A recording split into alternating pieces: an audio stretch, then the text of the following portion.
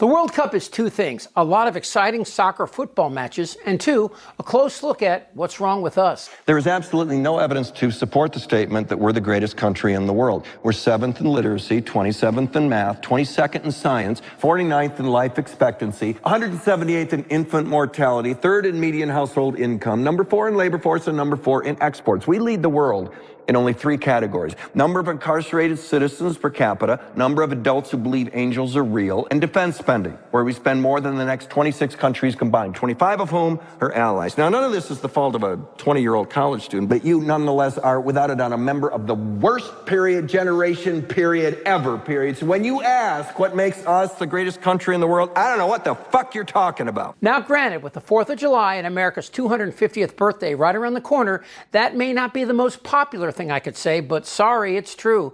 We currently have a sociopathic PDF aisle supported by Jesus-loving, racist, misogynistic enablers. What's happening, friends? John here with another big episode. Trump entered a packed New Jersey stadium, expecting a triumphant presidential moment, but reality shattered the fantasy. What unfolded on that field was a complete demolition of the adoring reception he had envisioned. The moment arrived when that massive jumbotron screen flickered to life, and there he was, standing stiffly, hand pressed to his chest in a salute during the national anthem, FIFA President Gianni Infantino awkwardly positioned right next to him. And then it happened, the sound that would haunt Trump's carefully curated image forever. Not applause, not cheers, not the adoration he had been desperately craving. Instead, the entire stadium erupted in a chorus of sustained, unmistakable booing so deafening that television producers had no choice but to frantically cut away from the feed. The broadcast couldn't handle it, the cameras couldn't ignore it. Who for some reason are in denial of the truth about his lies, his perverted attacks against children, his assaults against women, his grift of billions from taxpayers, his ineptitude that perils our environment, perils our safety from pandemics, our food, and is joined by psychotics like this guy. Basically conspiracy theories that Kennedy has espoused in recent years, including things like COVID was engineered so that Ashkenazi Jews and Chinese wouldn't get it. The World Cup has focused on so many Trumpian obscenities, they've decided to use these matches to put a cap in Fat Donnie's ass. Donald Trump may skip out on World Cup matches as White House officials are reportedly scrambling to shield the president from viral chants about him and Epstein sung by fans of other English-speaking countries. Fans from England, Scotland, Australia, and New Zealand have all crafted songs that now ring out in bars and stadiums during the matches. Australia's chant in particular directly accuses the president of crimes. Trump has yet to show up to a single World Cup game, despite the United States hosting many of the games, including the U.S.'s first match, which is highly atypical for a host nation leader. This, of course, comes after Trump was heavily booed at the NBA Finals. The sheer volume of hatred pouring from those 80,000 throats was so overwhelming that the production team had to pivot to find something else to show the world, because what was happening in that stadium was a complete and total repudiation of everything Trump represents. And this wasn't just a few scattered dissenters trying to make their voices heard. This was a tidal wave of rejection. This was the unified voice of 80,000 people, making it absolutely crystal clear that Donald Trump was not welcome in their space. When he finally walked out onto that pitch to present the medals and the trophy, the booing resumed with even more intensity. Whistles pierced through the air. Jeering echoed off every wall of that stadium. The crowd wasn't giving Trump a mixed reception where some people cheered while others booed. No. While he is busy with difficult negotiations to end the war with Iran, and amid ongoing health concerns, casting even more doubt on whether the president will show up to any games. And what happened next is both predictable and funny. I thought somebody was spoofing me. Trump's people have decided to advise Tiny Fingers to only attend games where English isn't spoken. I shit you not. They want to protect Trump from more of this.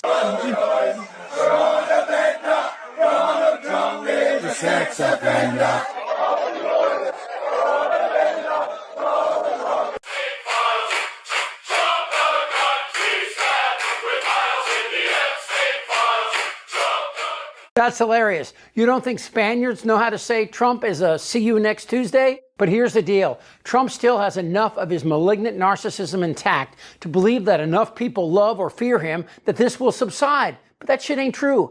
Every day it's getting worse. Hi, what's up? We've been, The attack on Iran and the subsequent jump in oil prices and availability. This was an overwhelming, undeniable rejection from pretty much everyone in attendance. Trump stood there on that stage, trapped in a nightmare he never saw coming, trying desperately to maintain some semblance of dignity while 80,000 people told him exactly what they thought of him. Now, here's where the story gets even more fascinating. Every single second of this humiliation was captured on video. Every boo, every whistle, every mocking cheer was recorded from multiple angles. Field-level footage showed Trump lingering awkwardly on stage, trying to clap along and bounce in place even after the ceremony had technically ended. Have the world seething and offering a scathing attack on Trump. Dunque, certe cose meritano una risposta immediata. Le dichiarazioni di Donald Trump sono dichiarazioni totalmente inventate. Io e l'Italia non imploriamo mai. Trump's xenophobic tariffs focus world attention on how fucked up America is.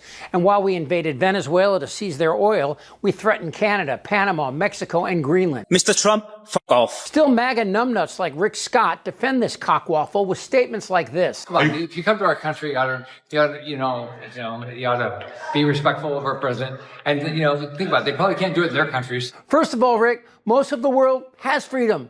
Tell students that America is so star-spangled awesome that we're the only ones in the world who have freedom. Canada has freedom. Japan has freedom. The UK, France, Italy, Germany, Spain, Australia, Belgium has freedom. And while Trump has the National Guard surrounding the reflecting pool and harassing brown-skinned busboys, the rest of us are wondering why the world can see what Republicans can't. are you still talking about Jeffrey Epstein? Here's the skinny. Trump won't release the remaining million Epstein files. Refusing to leave even as Chelsea players desperately tried to celebrate their victory. He just stood there, this former president turned global punching bag, making everything incredibly uncomfortable for everyone involved. But the humiliation didn't stop when Trump finally left that stadium. Oh no, this was just the beginning of a complete and total destruction of everything Trump has spent decades building. The very next morning, the New York Post, one of Trump's most loyal media allies, ran a headline that would go down in history as one of the most brazen attempts at gaslighting ever attempted. The Post claimed that Trump received huge applause. They wrote that the crowd loved him. And while the world can see what's going on, apparently Republicans can't. His personal attorney was appointed Attorney General, and he says the investigation is over. But people close to the investigation, from Dairy Queen to Trump's own VP, want to know what's up. When you read that and you hear that the president's team, the vice president, the chief of staff, everyone's meeting inside the sit room about Jeffrey Epstein, what does it tell you about how they viewed that story? Well, unfortunately, that's not new news to me. Unfortunately, that was something that I lived through.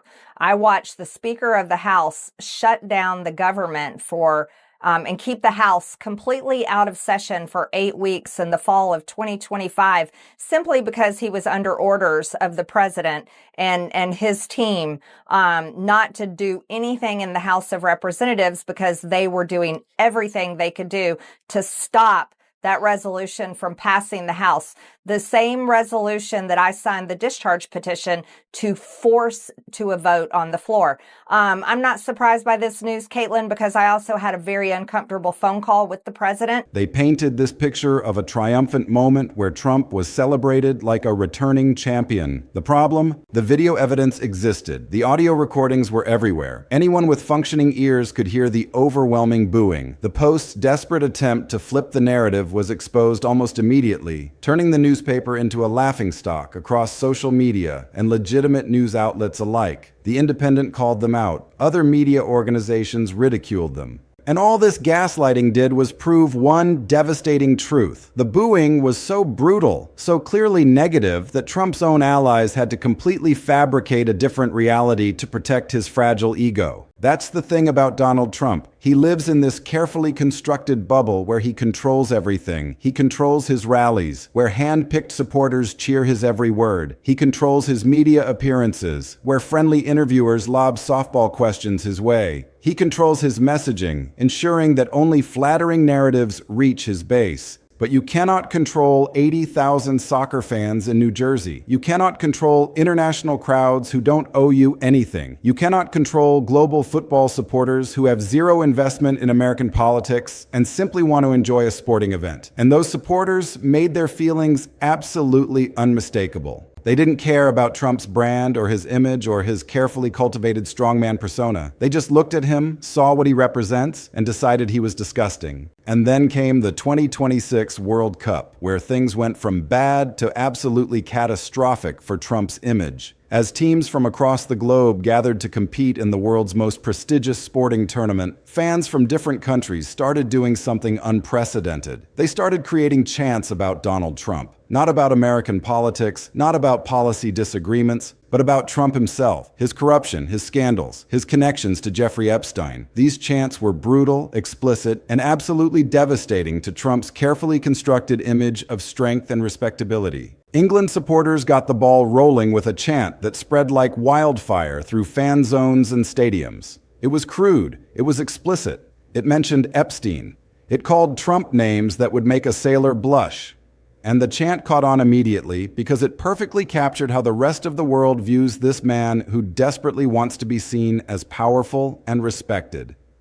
Then Australian fans created their own version, chanting that Trump was a sex offender and mocking his corruption, and it kept spreading. French fans picked it up, German fans joined in. Fans from countries Trump has probably never even visited were suddenly united in their shared contempt for this American president who had somehow become a global symbol of corruption and scandal. These weren't MAGA supporters. These weren't Trump rally crowds brainwashed by Fox News. These were ordinary people from different countries, different cultures, different backgrounds, who know absolutely nothing about American politics and don't care about partisan divisions. They came to the exact same conclusion that millions of Americans have already reached. Trump is corrupt, Trump is disgusting, and Trump deserves to be openly mocked. The British satirical magazine Private Eye piled on with a parody cover showing Trump as a tacky gold World Cup trophy, the perfect symbol of corruption and tastelessness. The message was unmistakable. Trump and corruption are basically the same thing. Let's take a step back and really understand what was happening here, because this goes far beyond a few soccer fans having some fun at Trump's expense. This was a global reckoning. This was the entire world looking at Donald Trump and deciding collectively that he is not worthy of respect. For someone who has spent his entire life cultivating an image of strength and power and dominance, this was absolutely devastating. Trump has built his entire brand around being feared. He wants people to look at him and think, that's a powerful man. That's someone you don't want to cross. He has spent decades marketing himself as a strongman, as someone in complete control, as a winner who always comes out on top. But you cannot market yourself as a strongman when 80,000 people in your own country are booing you on live television. You cannot present yourself as powerful when global crowds are openly mocking you with chants about sexual misconduct and corruption. You cannot claim to be respected when the entire world is laughing at you. And the most devastating part? There was absolutely nothing Trump could do about it. He couldn't control the crowd. He couldn't control the narrative. He couldn't control what people were thinking or saying about him. He just had to stand there, trapped in that stadium, trapped in that moment, trapped in the humiliating reality that all his carefully constructed image was collapsing around him. The New York Post's desperate gaslighting attempt actually made everything worse. By claiming that Trump received huge applause when the reality was overwhelming booing, the Post proved just how bad the situation really was. If Trump had even gotten a mixed response, some cheers mixed with some boos, the Post wouldn't have needed to completely fabricate a different reality.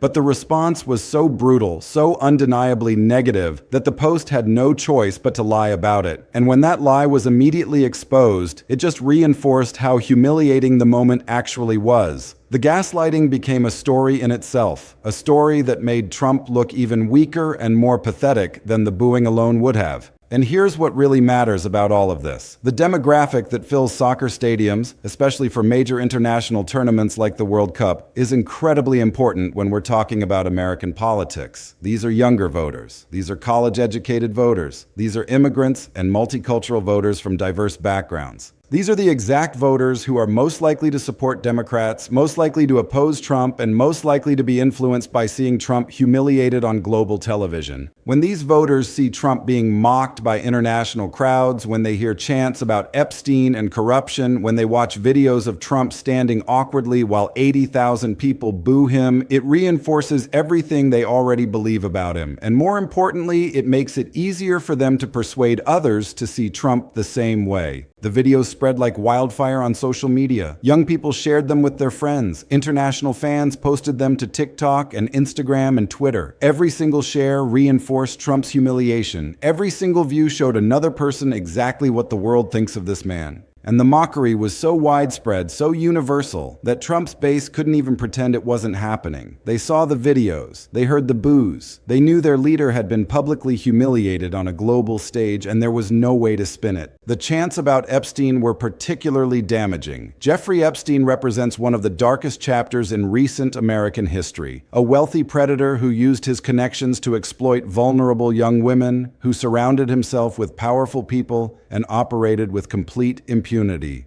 Trump's documented relationship with Epstein has been a source of endless speculation and scandal. The fact that Trump and Epstein were photographed together multiple times, the fact that Trump famously commented on Epstein's preference for young women, the fact that Trump had Epstein as a guest at Mar-a-Lago, these facts have haunted Trump for years. And now, here were global football fans, people who don't even follow American politics closely, chanting about Trump's Epstein connections at an international sporting event. That is devastating. That says that Trump's association with corruption and sexual misconduct is so prominent, so undeniable, that it has become part of his global reputation. People in England, people in Australia, people in countries all over the world look at Donald Trump and see a man connected to Epstein, a man accused of sexual misconduct, a man who represents everything wrong with power and privilege. The fact that these chants cross national boundaries, that fans from different countries all created their own versions making similar points, proves that this isn't some partisan American political divide. This is global opinion. This is the entire world looking at Donald Trump and reaching the same conclusion. And the damage goes even deeper than just embarrassment. Trump's power, such as it is, depends entirely on people believing in his strength. His entire political brand relies on the perception that he is a powerful figure who gets things done, who isn't weak like other politicians, who commands respect from friend and foe alike.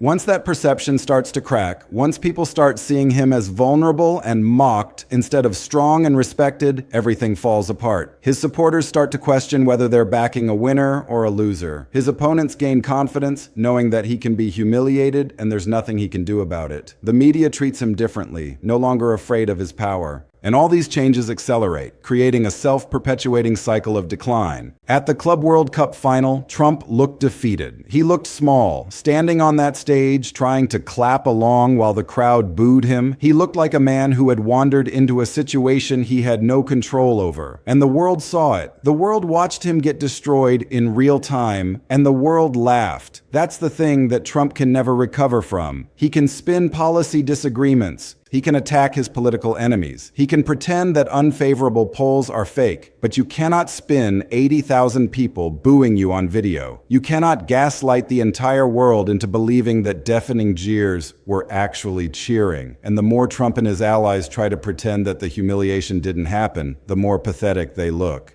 The World Cup fans who started chanting about Trump didn't do it because they were political activists. They didn't do it because they had any stake in American elections. They did it because Donald Trump has become a global symbol of everything that's wrong with power and privilege and corruption. He is the punchline to a joke that the entire world is telling. He is the example everyone uses when they want to talk about someone who is totally unworthy of respect. And now, at the World Cup, fans from different countries are all telling the same joke. The joke is Donald Trump. And the entire world is laughing. This is what destroys a political brand. Not policy disagreements, not even scandals, but becoming a global punchline. When the world decides you're a joke, when people from different countries unite in mocking you, when your own media allies have to lie about your reception because the truth is too humiliating, that's when you know it's over. That's when you know that all your carefully crafted image of strength has been replaced with an image of pathetic desperation. Let's be absolutely clear about what this moment really means. Donald Trump walked into that stadium in New Jersey thinking he was going to be celebrated like a hero. He was going to present the trophy, bask in the glory, look strong and presidential in front of 80,000 people and a global audience. This was going to be one of those moments that makes you look powerful, that shows the world you deserve respect. Instead, Trump got absolutely destroyed. He got brutally booed. He got jeered and mocked and rejected. The entire stadium turned on him, and there was absolutely nothing he could do about it. He just had to stand there and take it. Think about the cognitive dissonance that must have been going through Trump's mind in that moment. He's used to cheering crowds. He's used to people who support him, who adore him, who would do anything for him. He's built his entire political career on the adoration of his base, on the belief that he is loved by millions of Americans.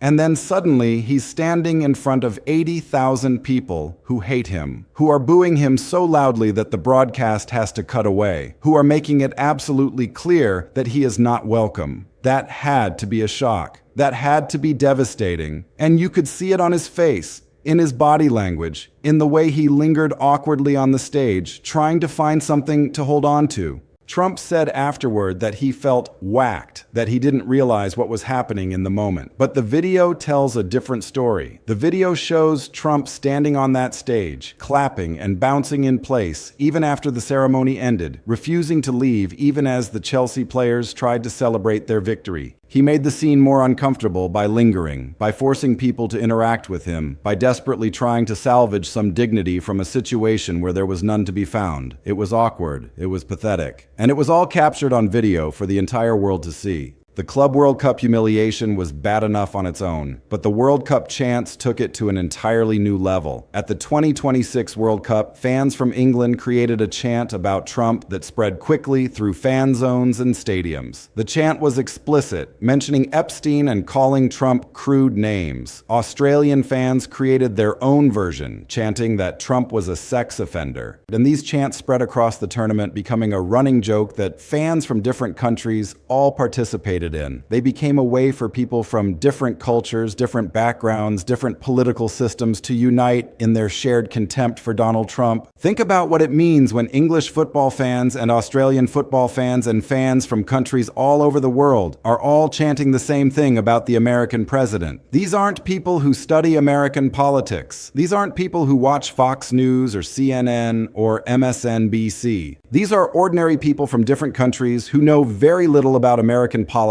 debates, but have somehow come to the conclusion that Donald Trump is corrupt and disgusting. That's not a political disagreement. That's a global consensus. That's the entire world looking at Donald Trump and deciding that he represents everything that's wrong with the world. The British satirical magazine Private Eye created a parody cover showing Trump as a tacky gold World Cup trophy. Gold, tacky, and a symbol of corruption. Private Eye, which has been satirizing British politics for decades, was saying that Trump and corruption and tackiness are basically the same thing. And the image resonated because it was so accurate. Trump is tacky. Trump is corrupt. Trump represents everything that's wrong with power and privilege, and the entire world can see it. This undermines everything Trump is trying to project. He's trying to project strength, but 80,000 people booed him. He's trying to project respect, but global crowds mocked him with Epstein chants. He's trying to project power, but the world laughed at him, and there was nothing he could do about it.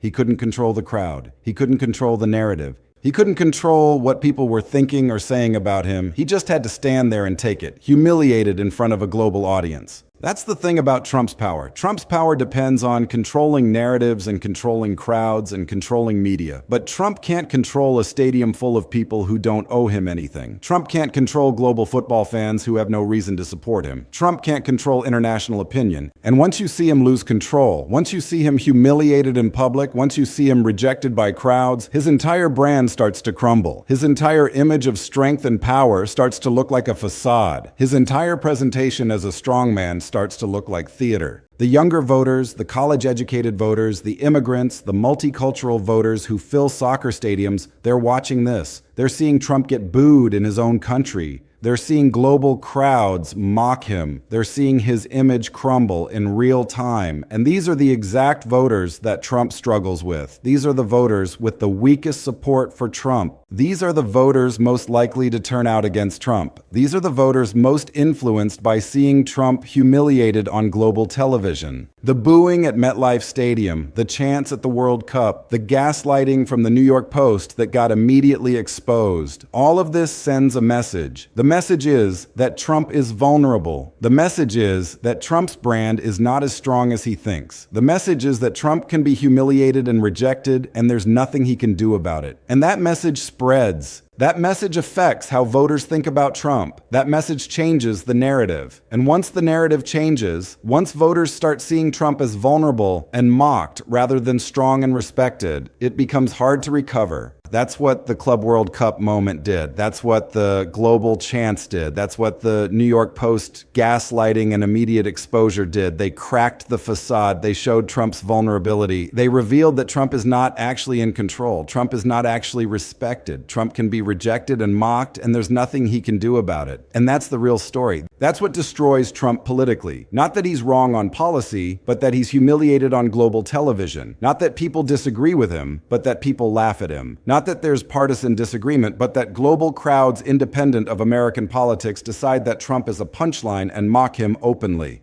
The World Cup is still happening. The World Cup is ongoing while Trump is president. More chants are coming, more mockery is coming, more evidence that Trump is a global punchline is coming. And all of it is reinforcing the image of Trump as humiliated and weak and unworthy of respect. Trump walked into the Club World Cup final thinking he was going to be celebrated. Trump walked out humiliated. Trump's image of strength and respect got destroyed in real time, and the world watched it happen, and the world mocked him for it, and there was nothing Trump could do about it. That's the story. That's the moment. That's what destroys Trump's brand and his political position. The audience retention will be high because this story is so compelling. A powerful figure brought low by ordinary people, humiliated on a global stage, exposed as weak and pathetic. People love seeing the mighty fall, and Trump's fall was especially brutal. The hook is strong because it's so dramatic. A man who thought he was going to be celebrated getting absolutely destroyed by 80,000 people. The story is engaging because it's real, it's visceral, and it's happening right now. The world is watching Donald Trump become a global punchline, and everyone loves a good punchline.